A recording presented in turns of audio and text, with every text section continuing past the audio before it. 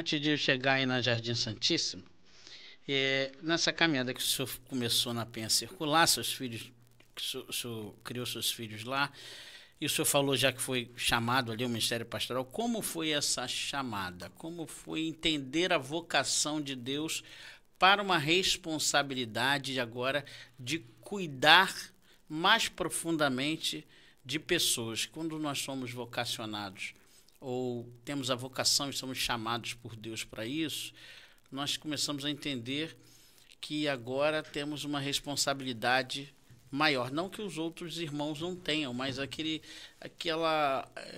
falar que o chamado é uma coisa que você não consegue conter, né? Você tem que fazer aquilo que Deus mandou você fazer, que é cuidar de pessoas. Não tem jeito, nascemos para isso. E como é que o senhor começou a entender esse ponto? Que não é fácil, porque muitas vezes o senhor abre mão da sua vida, às vezes o senhor abre mão dos seus sonhos, às vezes o senhor abre mão de profissão para agora fazer e ficar totalmente na mão do Senhor. Eu lembro muito quando eu falo de chamado de Abraão, né? Larga a sua casa, larga a sua parentela, sai da sua terra, vai para o lugar que eu vou te enviar. Eu me coloco muito assim. Quando eu fui chamado, eu lembrei, eu tenho que largar tudo mesmo pelo Senhor. E não tem como não largar, porque Deus, ele te ama tanto que você acaba fazendo, é o mínimo que eu posso fazer, estar com o Senhor. Como é que o senhor começou a entender isso? Paulo, falar sobre vocação é uma oportunidade de tocar em uma senda que faz meu coração arder. Porque a vocação, em muito, é o que nos define. Uhum. Quando hoje me perguntam, Rogério, o que você é? Eu sou pastor. Glória a Deus. Eu sou pastor. Eu sou um homem que tem o meu nome, sobrenome, CPF. Eu sou casado, marido, sabe? Eu sou pai de 2 meninos. E eu tenho convicções que guiam a minha vida. Eu digo sempre assim, se colocássemos por uma ordem de prioridades, a salvação em Cristo Jesus é o maior presente, a maior dádiva. E aí Deus me concede uma família. Eu sempre quis, Paulo, ter uma família. Sabe, minha família. Eu sempre sonhei em ser pai de 2 meninos. E é isso que eu tenho hoje. Uma família, pai de 2 garotos que você conheceu lá. Eles lindos, botam fogo na casa, meu amigo. Graças a Deus. Amém. Eu chegava ontem no condomínio onde moro e eu ouvi alguns sons. Eu falei assim, gente, que barulho é esse? O condomínio é tão tranquilo aqui. Quando eu vi, eram meus filhos correndo pelo condomínio. E eu me escondi atrás dos carros assim. Não conheço não. Mas é uma alegria muito grande. E ter essa família preciosa aos pés do Senhor, que serve a Deus junto comigo. E quando chega para falar de vocação, Paulo, isso faz arder meu coração. Porque o chamado, ele é maior do que a nossa vida. Como se deu o meu chamado, Paulo? Se eu fui salvo aos 7 anos, aos 13, eu comecei a ter vislumbres do que Deus tinha para a minha vida. Eu me lembro de uma palavra aí no contexto da igreja de Nova Vida, onde no ato do meu batismo nas águas, Paulo, passando pelas águas, pelo batismo por imersão, Deus trouxe uma palavra através do segundo pastor que marcou a minha vida, pastor Jorge Ricardo de Oliveira, e ele disse assim, Rogério, Deus tem uma obra na tua vida. Prepare-se porque Deus vai usar a tua vida. E eu ouvindo aquilo, agora um menino ainda, mais com 13 anos, não mais com 7, guardei aquilo no coração, eu trouxe aquilo no coração. E isso começou a se desenvolver na minha alma, sabe, Paulo? Eu me lembro que na minha juventude, tenra juventude, eu fui office boy na igreja de Nova Vida. Então eu trabalhava no contexto de igreja e eu via no expediente aquele templo vazio, o púlpito vazio. Eu entrava no templo em alguns momentos e no púlpito, eu começava a pregar para as cadeiras.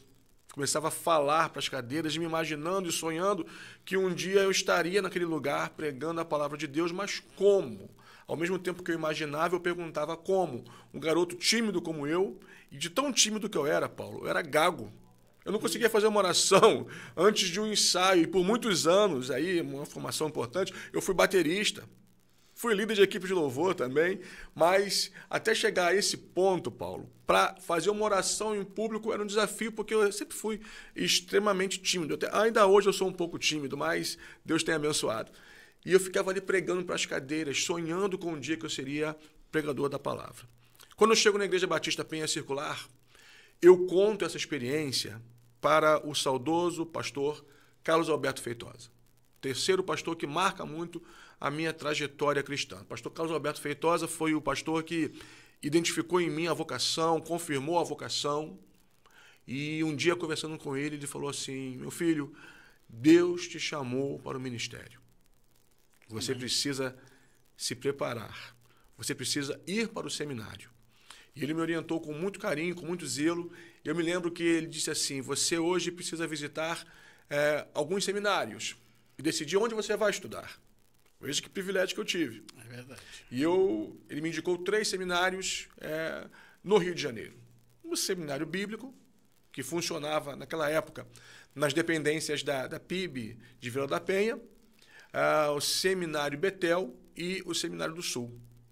Então, eu comecei a visitar os seminários e eu fui primeiro no bíblico, gostei muito da estrutura, enfim, mas eu estava em fase de pesquisa. Eu me lembro, Paulo, que o segundo seminário que eu fui foi o Seminário do Sul, aquela colina, e eu fui subindo aquela colina toda.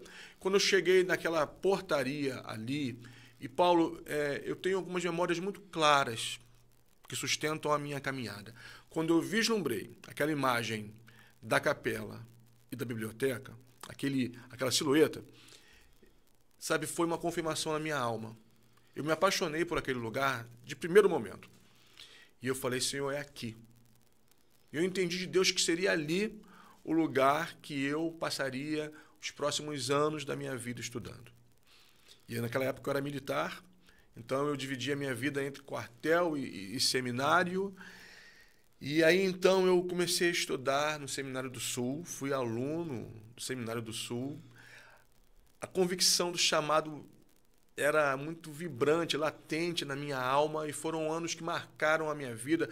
Fiz amizades que perduram até hoje, mas se você me pedisse para resumir a experiência da vocação, ela nasce embrionariamente no meu batismo. E ela se consolida e se confirma em uma conversa pastoral com o pastor Carlos Alberto Feitosa. No batismo, o pastor Jorge Ricardo é usado por Deus para dizer: Deus tem uma obra na tua vida.